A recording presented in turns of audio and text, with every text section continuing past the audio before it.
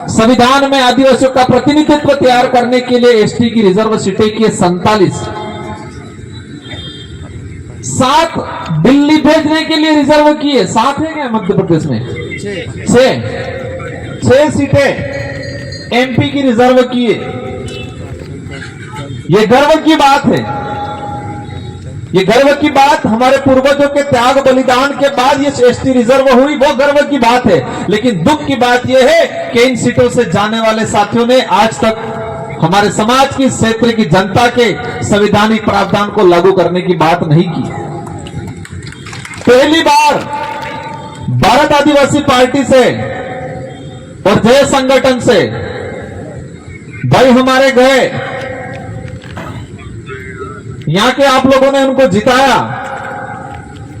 और जिताने के बाद कमलेश्वर जी को भेजा और समाज की बात की। देश की आजादी के बाद पहली बार हुआ होगा। यह आज तक इसलिए नहीं हो पाया कि हम हमारी ताकत को पहचान नहीं पाए। इंसान या कोई भी समाज तभी ग्रोथ कर पाता है कि उसकी ताकत क्या है उसको पहचान ले। और हम, हमारे पूर्वज कांग्रेस बीजेपी ने आज तक बारी बारी से लूटा था। कांग्रेस और बीजेपी के नेताओं ने बारी बारी से लूटा था और हमारी जो ताकत है उस ताकत को नहीं बताया। और हमारी ताकत है वो वोट है। क्या है? वोट। ये मत जो है जीरो से हीरो बनाता है और हीरो से वापस जीरो भी बना देता है। ये वोट जनता के पास में, इस देश को चलाने की चाबी आप लोगों के पास में है। ये हर 5 साल में लगाने का अवसर मिलता है, जिसे लोकतंत्र की कुंजी कहते हैं, जिसे वोट एक आम से खास बनाता है। आज मैं भी गरीब परिवार से था। मेरे को 2018 में मेरे विधानसभा क्षेत्र की जनता ने विधायक बनाया और दूसरी बार 70,000 वोटों की लीड से जिता के फिर भेजा मेरे को। और आज बांसवाड़ा डूंगरपुर के कार्यकर्ताओं की जनता ने मुझे सांसद चुनाव लड़ाया और मैं 100% यकीन के साथ कह सकता हूं, क्योंकि मेरे कार्यकर्ताओं ने दिल से मेहनत किया और हम दिल्ली जाएंगे, अवश्य जाएंगे। तो मैं कोई ताकतवर नहीं हूं, मैं कोई ताकतवर नहीं हूं, मैं कोई बड़ा इंसान नहीं हूं।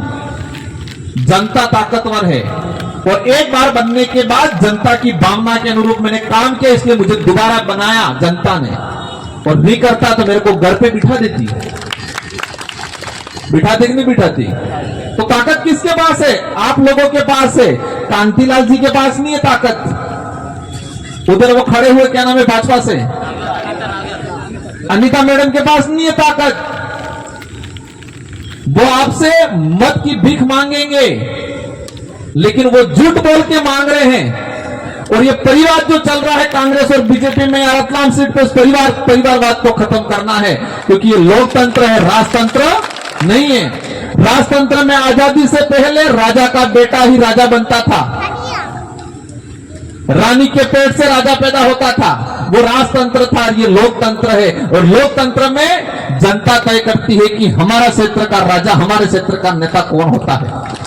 तो इस बार कांग्रेस और बीजेपी के नेताओं को एहसास करा देना है कि लोकतंत्र है, राजतंत्र नहीं। तुम्हारे घर में ही बार बार बारी बारी से टिकट देते रहो। पत्नी को एमपी की दे दी, पति एमएलए मंत्री, पिता सरपंच सुनने में आया है, इधर फिर बेटा एमएलए, खुद एमपी। यही चल रहा है क्या? भला किया हो तो समझ में आए। आज तक शेड्यूल 5 के हमारे बच्चों में, गांवों में शिक्षा नहीं मिल रही है, गरीबी है। हमारा जो आदमी अनाज पका रहा है उसको उचित मूल्य पे इन शहरों में वाजिब दाम मिलना चाहिए। बात करी किसी ने? जल जंगल जमीन की लड़ाई लड़ी। आज ये प्रोजेक्ट निकल रहा है। बातें इतनी है कि शाम हो जाए, लेकिन आगे 3-4 और कार्यक्रम है। लेकिन मैं आप सबको यही बताना चाहूंगा कि इन लोगों ने बारी बारी से ठगने का काम किया है। और आज ये जो विचारधारा काम कर रही है, ये विचारधारा सिर्फ एमएलए एमपी बनने के लिए नहीं, हमारे क्षेत्र की जनता को आत्मनिर्भर, खुद के पैरों पर खड़ा करने के लिए तैयार करने का काम कर रही है ये विचारधारा। आपको लड़ना है हक अधिकार के लिए, और उस लड़ाई में सबसे आगे हम रहेंगे। और हम दिल्ली के सदन में, राजस्थान के सदन में, मध्य प्रदेश के सदन में हम लड़ाई लड़ेंगे। आज ये बड़ा प्रोजेक्ट निकल रहा है, ये सुनने में आया मुझे। पाइपलाइन कोई निकल रहा है, कोई बड़ी फैक्ट्री आ रही है शायद, इस हेडलाइन के आसपास सुनने में आया है कि 500 से 1 किलोमीटर के लमसम किसी भी जमीन को अलॉटमेंट नहीं करेंगे। शायद आपको नहीं पता होगा। और उस जमीन पे हमारा भाई बैठा हुआ बिलाना चारा का पड़त जमीन पे, तो इसको आज सरकार है, भाजपा की सरकार उसको अतिक्रमण मान रही है। क्या मान रही है? अतिक्रमण। भाजपा का निर्माण नहीं हुआ, उससे पहले से उस घर पे, उस जमीन पे मकान बना के बैठा हमारा भाई। भाजपा पार्टी नहीं बननी थी।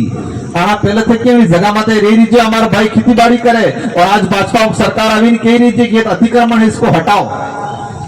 जो हमको हटाने की बात कर रहे हैं उन पार्टियों को यहां से हटा के भेज देंगे आने वाले समय के अंदर। आप मजबूत रहना। आपका जो वोट है ये बहुत कीमती है, और इस बार ऐसी चाबी लगानी है कि कांग्रेस बीजेपी वालों को पता चल जाए कि ये लोकतंत्र है, राजतंत्र नहीं है। ये हर बार चुनाव में करते हैं। अभी मैंने सुना टोकन मिल रहा है, खाने का पीने का टोकन दे रहे हैं, सुनने में सही बात है क्या? इस पर मैं ज्यादा नहीं कहना चाहूंगा, लेकिन एक इतिहास का किस्सा सुनाना चाहूंगा। भीमराव अम्बेडकर को सब जानते हैं क्या? संविधान निर्माण करने का काम किया इस आदमी ने। इस देश की गरीब जनता, एसटी एससी ओबीसी के लिए, आदिवासियों के लिए, दलित के लिए, ओबीसी के लिए, गरीबों के लिए प्रावधान किया बेस्ट उस आदमी ने। लेकिन यह पहला चुनाव जो लड़े, जिस सीट से लड़े थे ये बंबई के पास में, और उस सीट पे 80% आदिवासी, एससी और गरीब आदमी रहता था। जिस आदमी ने इस देश को बढ़िया संविधान दिया, जिस आदमी ने लोकतांत्रिक व्यवस्था दी, जिस आदमी ने गरीब, आदिवासी, एससी को वोट का अधिकार दिया, और उसी आदमी को पहला चुनाव हारना पड़ा। पहला चुनाव हारना पड़ा। जिस सीट पे 80-85% आदिवासी, एससी, गरीब रहता था, और जिस आदमी ने जिस समाज के लिए, जिस लोगों के लिए भला किया, और उन लोगों ने उसको पहला चुनाव हराया। क्यों हराया वो? क्योंकि जिस लोगों को अधिकार दिया था उस आदमी ने, उन लोगों को यह नहीं पता था कि यह अधिकार है, यह हमारा हथियार है, यह नहीं पता था। उनको लगा ये वोट तो फ्री में देने का, पुडली में देने का, खाने में देने का है, और उस समय उनको हार झेलनी पड़ी। सेकंड चुनाव फिर पश्चिम बंगाल की तरफ जाके चुनाव लड़े और जीते। इसलिए कांग्रेस बीजेपी ने शुरुआत से चुनाव के 2 दिन पहले दारू पैसा बांटने का काम किया है। अगर देते भी हैं ले लेना, वो कड़िया काम करेंगे अणी ये अपना पैसा ही, लेकिन ई लઈને તમે આણાડા પેલા વોટ આલવાન કરવું નહીં, મજબૂત રહેવું હોય, અને આજ તક બેકૂફ બનાવते एक तो અણને વ્યવસ્થિત બેકૂફ બનાવો। અમાર બાસવાડા ડુંગરપુર में व्यवस्थित रगड़ो काढ़ी नाखो। मोदी जी आगे थे नहीं समझू है, मोदी जी आए थे नहीं जमा मामला। बांसवाड़ा डूंगरपुर वाला कि व्यवस्थित रगड़ो काढ़ी नाखो। सप्ताह भूत पलित बलित हो सब मध्य प्रदेश बॉर्डर पाते मिल दी तमें पलाहाड़ काढ़ी स्टेट पलाहाड़ काढ़ी दी छत्तीसगढ़ आड़ी, और पलाहाड़ी सीधा बंगाल की खाड़ी में। यहाँ पर 47 सीटें एसटी रिजर्व हैं। हम सब मिलकर आने वाले समय के अंदर यहाँ पर 6 एमपी रिजर्व सीटें हैं।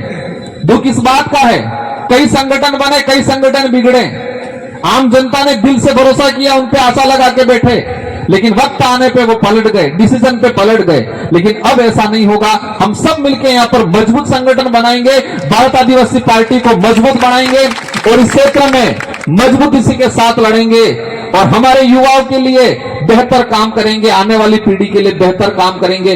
और मैं आपको आश्वस्त दिलाता हूं, बालू सिंह भाई और आपके स्थानीय विधायक, अब बालू सिंह जी पढ़े लिखा आदमी है, उस आदमी को 19 ट्रांसफर किए, इस आदमी ने फ्री में कोचिंग शुरू करवाई बच्चों को पढ़ाने के लिए, फ्री में कोचिंग। क्या बीजेपी कांग्रेस के नेताओं ने कराई आज तक? वो तो सिर्फ चुनाव में दारू और पैसा बांटने का काम करेंगे। अब आपको तय करना है कि आपके भविष्य की लड़ाई बालू सिंह जी लड़ेंगे और वो लड़ेंगे। वो खुद की लड़ाई लड़ रहे हैं, उनकी पार्टी की लड़ाई लड़ रहे हैं, ये समाज की लड़ाई लड़ रहे हैं, आने वाली पीढ़ी की लड़ाई लड़ रहे हैं। प्रत्येक वर्ग, हर वर्ग का गरीब आदमी जो मानवता में विश्वास करता है, उन सब की लड़ाई लड़ने का काम करेंगे।